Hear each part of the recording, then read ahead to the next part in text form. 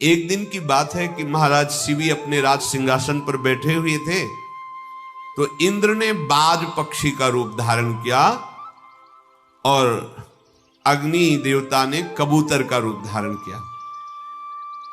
बाज कबूतर को झपट रहा है, कबूतर जाकर के महाराज शिवी की गोद में बैठ गया।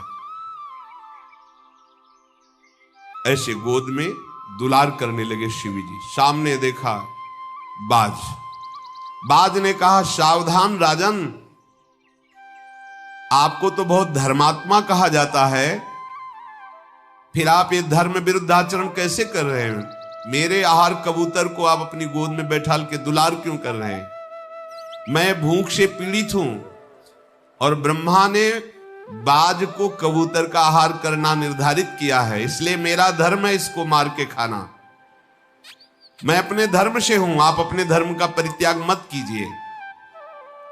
महाराज शिवी बोले, पक्षीराज, ये कबूतर तुमसे डर कर घबरा कर मेरी शरण में आया है, ये अपने प्राण बचाने के लिए मेरा आश्रय लिया है।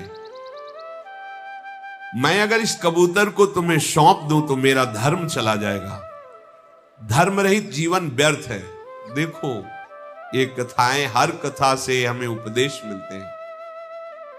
अगर कोई हमारी शरण में आ गया है तो हमारे प्राण भले चले जाए। शरणागत को जे तजई निज अनहित अनुमान, ते नर पावर पाप में तिन्हें बिलोकत आन। यहां न शास्त्र स्वाध्याय, न सत्संग है, न समझ है, और बता देंगे कि हाँ भैया हमें सुरक्षित रखो, ले जाओ, तो हमें कोई मतलब नहीं, ये तो जबरदस्ती घुसाया है। अगर कोई शरण में भी आ जाए तो हम ऐसा अपने बचाओ, ऐसा धर्म नहीं कहता। अब ये पक्षी है, पक्षी के लिए क्या? बाज ने कहा, महाराज मुझे बहुत भूख लग रही। शिवी जी ने कहा, देखो देखो ये कितना भयभीत है कबूतर, भय से कांप रहा है, प्राणों की रक्षा के लिए मेरी शरण ली है, और ऐसी दशा में मैं यदि कबूतर को तुम्हें दे दूं तो मैं सबसे बड़े पाप का अधिकारी बनूंगा, निंदा की बात होगी। नहीं नहीं, एक ब्रह्म ऋषि की हत्या करने का जो दंड मिलता है शरणागत के त्यागने को, उसको वही दंड मिलता है। मैं ऐसा अपराध नहीं कर सकता। आहारात सर्वभूतानि संभवन्ति महीपते, आहारेण विवर्धन्ते तेन जीवन्ति जंतवः। महाराज, सारे प्राणी आहार से ही उत्पन्न होते हैं, आहार से ही जीवित हैं, उनका जीवन चलता है। तो आप कह रहे हैं कि मैं ये आहार नहीं दूंगा, ये अधर्म है आपका, आपको देना पड़ेगा। मुझे भोजन से वंचित करोगे तो मैं मरूंगा, जब मैं मरूंगा तो मेरी बाज स्त्री है वो मरेगी, फिर मेरे बच्चे मरेंगे, पूरे परिवार के मरने का तुम्हें अपराध लगेगा, इसलिए आपको कबूतर देना पड़ेगा। महाराज, आप बड़े धर्मात्मा हैं, पर धर्म का बड़ा सूक्ष्म विषय होता है। जो धर्म दूसरे के धर्म का नाश कर रहा हो वो कुधर्म ही कहा जाता है। जिस धर्म से दूसरे का नाश हो रहा हो वो भी कुधर्म कहा जाता है। तो आप इस धर्म के गौरव का विचार करके, एक कबूतर की रक्षा के लिए मेरा पूरा परिवार दुख में फंस जाएगा, मैं मरूंगा, पत्नी मरेगी, मेरे बच्चे, इसलिए आप इसे दे दीजिए। राजा ने कहा, बातें तो तुम बहुत गुणवान व्यक्तियों जैसी करते हो, क्या तुम पक्षीराज गरुण हो? क्योंकि साधारण पक्षी तो ऐसी ज्ञान की बातें जानता नहीं है, पर तुम कोई भी हो, मैं निश्चित ये कहता हूं कि मैं शरणागत के लिए प्राण दे सकता हूं, लेकिन अब इस कबूतर को नहीं दे सकता। विहंगम, तुम्हारा उद्योग केवल भोजन के लिए, मेरा उद्योग धर्म रक्षा के लिए है। तुम्हारे आहार का प्रबंध जरूर करूंगा। इस कबूतर की अपेक्षा जो तुम बोलो, जिसका मांस बोलो, वो मैं तुम्हें दे दूं। बाज ने बोला कि तुमने कभी सुना है कि बाज ने सुअर खाया है कि हिरन खाया है? बाज कबूतर खाता है। मुझे कबूतर का ही मांस चाहिए और किसी का मांस नहीं।